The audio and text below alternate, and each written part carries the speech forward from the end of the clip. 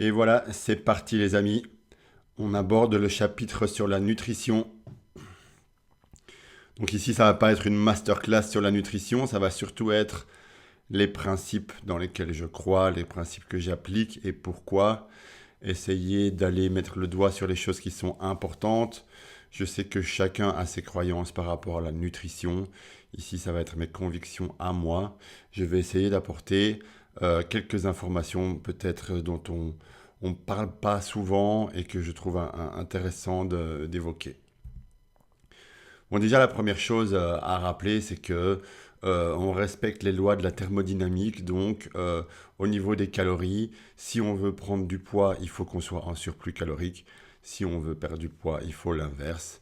Et donc, simplement que on brûle plus de calories sur une journée que les calories qu'on ingère. Donc ça, c'est quelque chose dans lequel je crois. Et on va l'utiliser au quotidien pour doser un petit peu les quantités qu'on mange, etc.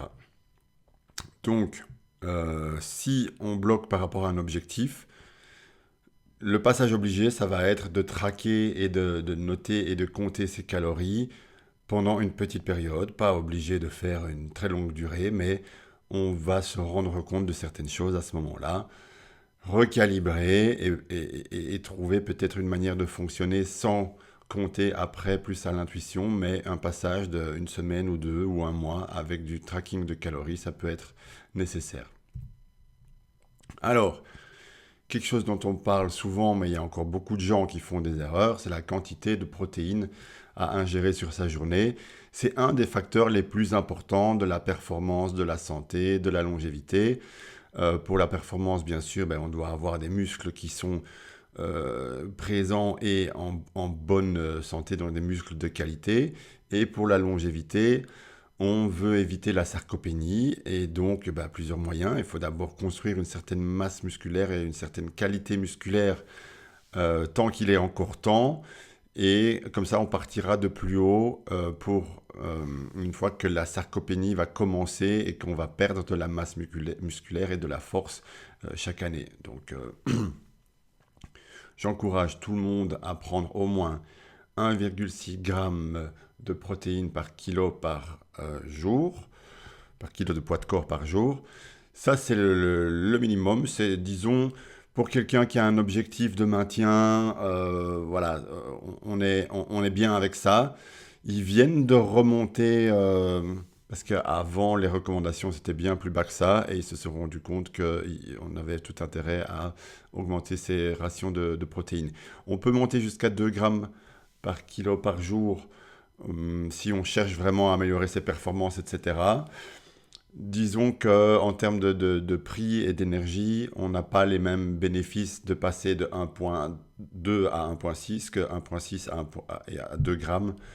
Voilà, donc pas trop se prendre la tête tant qu'on est au-dessus d'1,6, c'est bon. Par contre, si vous voulez faire une sèche, si vous voulez faire une recomposition corporelle, si vous voulez perdre du poids tout en maintenant vos muscles, vous pouvez monter au-delà de 2 grammes par kilo par jour. 2,2, ce serait une bonne cible. Donc voilà, à savoir, si vous ne deviez traquer qu'un seul truc au moment de peser vos aliments, ce serait ça. Aussi, quelque chose dont on parle pas souvent, moi j'y crois, j'ai encore vérifié la littérature par rapport à ça, c'est que on a ce qu'on appelle un seuil de la leucine. Donc la leucine, c'est un acide aminé qu'il faut avoir dans une certaine quantité par repas, 3-4 grammes en fonction de l'âge, pour déclencher la meilleure synthèse de muscles, de protéines musculaires. Donc en anglais, ça s'appelle MPS, Muscle Protein Synthesis. Et donc, ils ont observé que si, en fait, on fait plusieurs petits repas avec des petites quantités de protéines, on n'a pas les mêmes bénéfices que si on va faire des repas avec des plus grosses doses de protéines, parce qu'on n'a pas ce seuil de la leucine qui est atteint, et donc on n'a pas une synthèse de protéines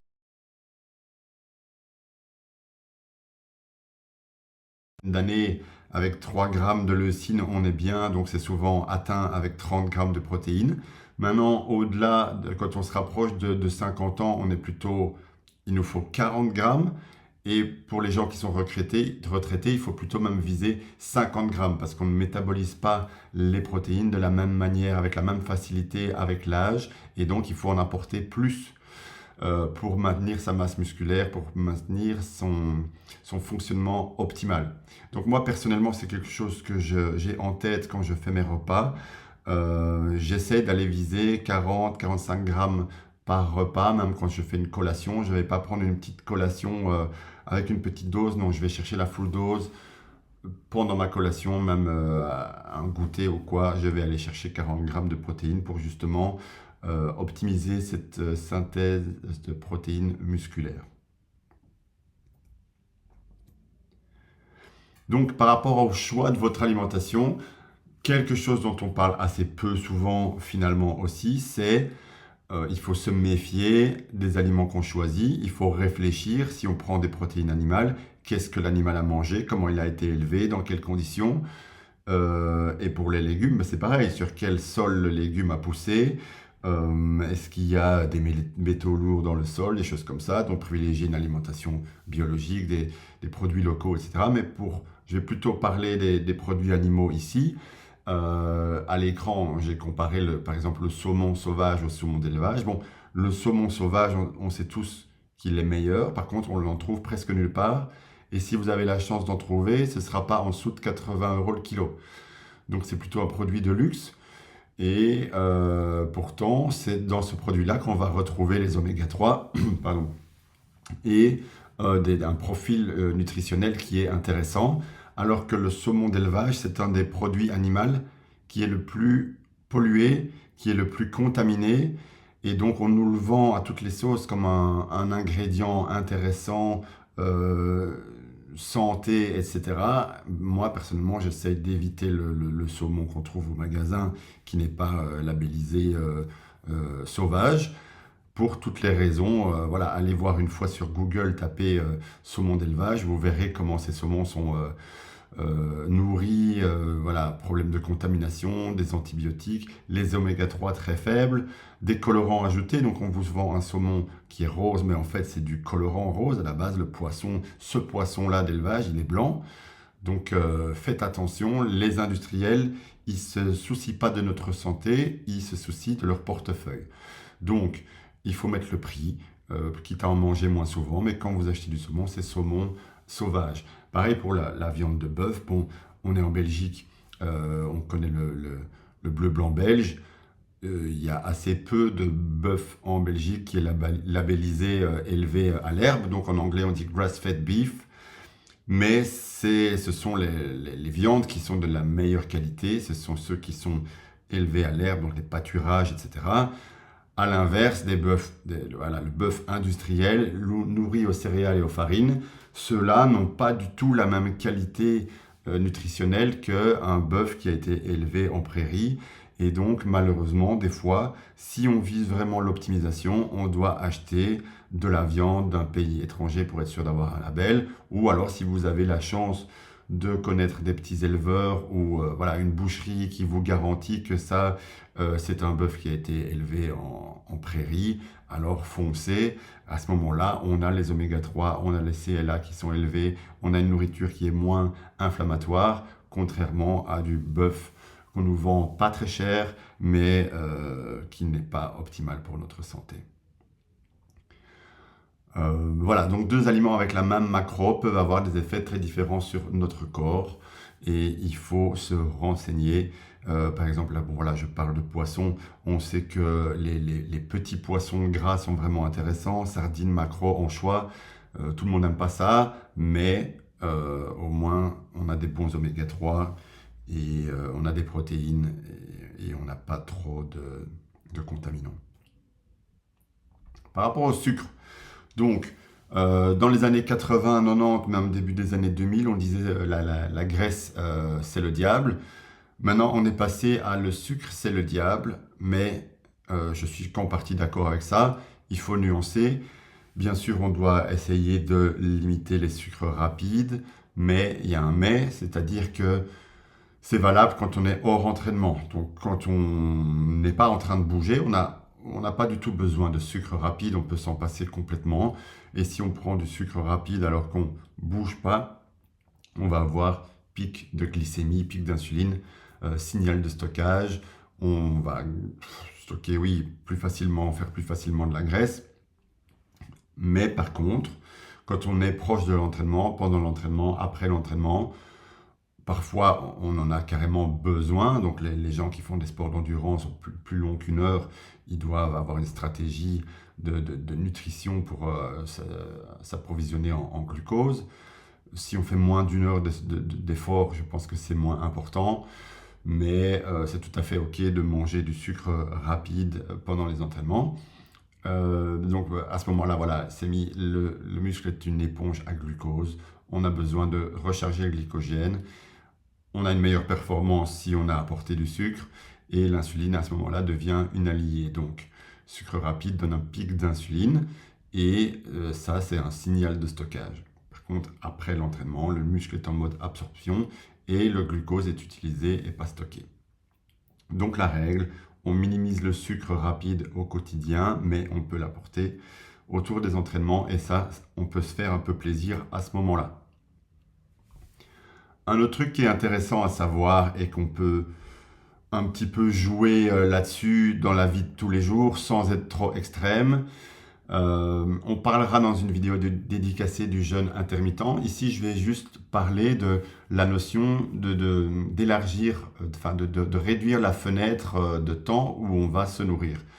Ça veut dire quoi? Ça veut dire que si, par exemple, on commence sa journée vers 8 heures, mais qu'on est déjà réveillé à 6 heures, pour une raison ou l'autre, et qu'on fait des trucs productifs tôt le matin, ça ne sert à rien. Voilà, la première chose à faire au matin, c'est de boire 1 ou 2 grands verres d'eau parce qu'on est déshydraté. Mais on évite à ce moment-là de prendre le petit morceau de chocolat ou de commencer à manger quelque chose. L'idée, ce serait d'attendre le dernier moment pour prendre son petit déjeuner, pour allonger la fenêtre de jeûne, en fait, comme vous êtes à jeun pendant la nuit. Et pour le soir, c'est pareil, on va éviter de manger trop tard le soir. Le plus tôt est le mieux. Et surtout, on évite d'aller chercher le petit chocolat, le petit biscuit, la glace en milieu de soirée parce qu'on a envie de se faire plaisir. Là, on fout en l'air toutes sortes de bonnes choses qui pourraient arriver si on laisse notre métabolisme au repos et on réduit la fenêtre de jeûne. Donc, je sais qu'on est nombreux à avoir une envie de sucre le soir, j'en fais partie. Prenez un truc avec de l'édulcorant. Voilà, ça fait partie des moments où il faut faire un petit peu agir sa volonté et se dire non. J'ai envie d'un truc sucré, mais je le prendrai demain à l'entraînement, mais pas ce soir, quoi. Voilà. Donc ça lance des mécanismes. Bon, ils sont pas énormes quand on ne fait pas un vrai jeûne, mais déjà le fait d'allonger la fenêtre où on ne mange pas, ça lance quand même le phénomène d'autophagie et de régénération. Donc j'en parlerai plus longuement dans la vidéo sur le jeûne, mais c'est des mécanismes de nettoyage de notre système et on peut avoir des cellules qui sont vieillissantes, des molécules vieillissantes qui vont être mangées par notre système et elles auraient pu tourner en cellules cancéreuses ou des choses comme ça et finalement elles vont être recyclées. Donc l'autophagie, c'est vraiment quelque chose de bénéfique avec lequel il faut jouer. Important de s'hydrater aussi. Donc quand on est déshydraté, on a des problèmes de concentration, la performance diminue. Parfois, il faut se forcer un petit peu parce que le signal de soif n'arrive pas chez tout le monde comme il faut. J'en fais partie, donc se forcer un petit peu à boire, même quand on n'a pas soif, ça apporte sodium, potassium, magnésium, c'est très important. Alors, au niveau de la qualité de l'eau, j'insiste un petit peu, je dis souvent la première règle de la longévité, c'est de ne pas s'empoisonner. Donc bien sûr, on évite cigarettes, alcool et tous les poisons qui sont très clairs, mais ça peut être intéressant de se renseigner en fonction de la ville qu'on habite, est-ce que l'eau du robinet est de qualité? On devrait pouvoir trouver ça en ligne, les analyses, les taux de contaminants. Et si vous habitez une ville où il y a beaucoup de contamination dans l'eau du robinet, achetez soit de l'eau en bouteille. Des fois, elle n'est pas mieux. Donc, renseignez-vous sur les systèmes de filtration. Il y a des systèmes de filtration qui font un peu le boulot. Maintenant, nous, on fonctionne avec un système d'osmose inverse. Donc, c'est un appareil qu'on loue, qu'on met directement en dessous de l'évier et qui fait de l'osmose inverse, qui est le meilleur système de filtration qui laisse vraiment rien passer. Ça peut être un investissement. L'eau, c'est ce qu'on consomme tous les jours en grosse quantité, toute la famille. Et ça peut être intéressant d'avoir vraiment cette confiance de dire qu'on ne s'empoisonne pas avec les 2-3 litres d'eau qu'on boit chaque jour. Au niveau de la supplémentation, c'est quelque chose que je pratique depuis des années avec des prises de sang et un suivi médical avec un médecin fonctionnel. Et donc ici, j'en profite pour faire un peu la différence entre la médecine traditionnelle et la médecine qu'on va utiliser pour aller chercher l'optimisation. Ici, on est sur une chaîne, on est sur une communauté qui cherche à optimiser la performance, la santé, la longévité. On ne cherche pas à être dans la norme, on ne cherche pas à être dans la moyenne. Or, c'est ce que la médecine classique va nous proposer. Donc, si on demande une prise de sang, déjà, un généraliste, il va nous faire une petite analyse basique. On ne va pas avoir tout un panel très large. Et quand il va avoir les résultats de la prise de sang, il va nous proposer peut-être 2-3 compléments dans des doses qui sont recommandées par l'OMS, qui sont des doses qui vont nous mettre dans une moyenne, peut-être juste nous faire sortir de la carence, mais on ne va pas être dans une zone optimale. Et donc, moi, ce que je vous invite, c'est sur les paramètres les plus importants de la prise de sang, c'est d'aller chercher l'optimal. Et donc, pour ça, on va surtout prendre des grosses doses de vitamine D. Souvent, j'avance les chiffres de 8000 UI, 10 000 UI par jour. En été, quand on est souvent au soleil ou quoi, on peut descendre à 5000. Mais c'est un des compléments les plus importants à vraiment optimiser et ça a toute une série de bienfaits énormes. Je ne vais pas tous les citer maintenant, mais la vitamine D, voilà, hyper important. Le magnésium, prendre aussi du magnésium tous les jours, principalement le soir. Oméga 3, des grosses doses. Donc j'ai récemment fait un post par rapport à ça qui résumait. Donc ils sont plusieurs spécialistes à proposer des doses de 4 grammes par jour. Donc c'est en faisant l'addition de EPA plus DHA.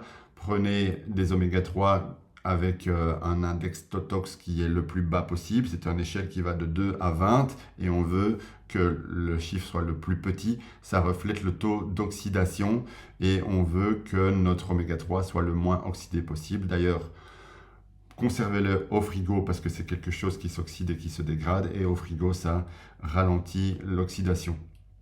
Donc oméga 3, miracle aussi par rapport à tout ce qui va vous apporter meilleure utilisation des graisses, diminution de l'inflammation, meilleure humeur, meilleur sommeil, j'en passe, système immunitaire, voilà, c'est vraiment quelque chose. Le retour sur investissement de l'oméga 3, il vaut vraiment la peine. Voilà, je ne vais pas citer de marque ici, mais prenez vos renseignements et allez chercher de la qualité. Ça vaut la peine de trouver quelque chose qui a un bon rapport qualité-prix. Voilà. Par rapport au booster de performance, on recommande bien sûr la créatine qui est à prendre par tout le monde, je dirais enfants, adultes, personnes âgées. Ça a un effet bien sûr sur l'énergie, mais aussi sur les capacités cognitives. Prendre 5 grammes tous les jours, c'est la base. Et en cas de mauvaise nuit, problème de sommeil, on peut monter à 10, 15, 20 grammes.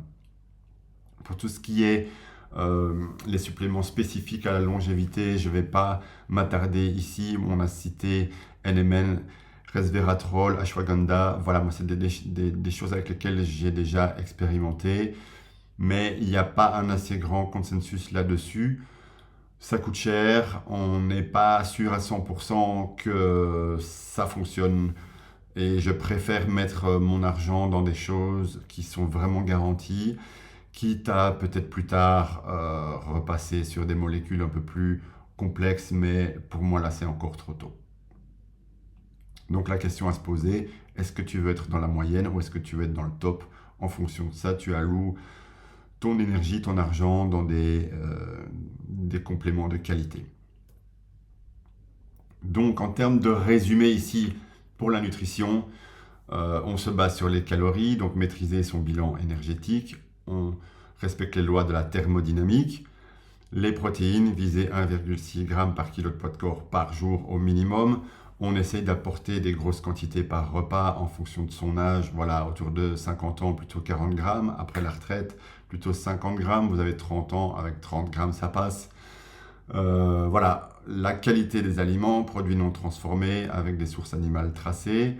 Le sucre pendant les entraînements, le timing, réduire la fenêtre. Et avec ça, on a tout ce qu'il faut pour manger correctement et avoir les résultats qu'on vise. Voilà, au niveau de la nutrition, je vais arrêter là pour aujourd'hui et je vous retrouve dans le prochain chapitre. Salut!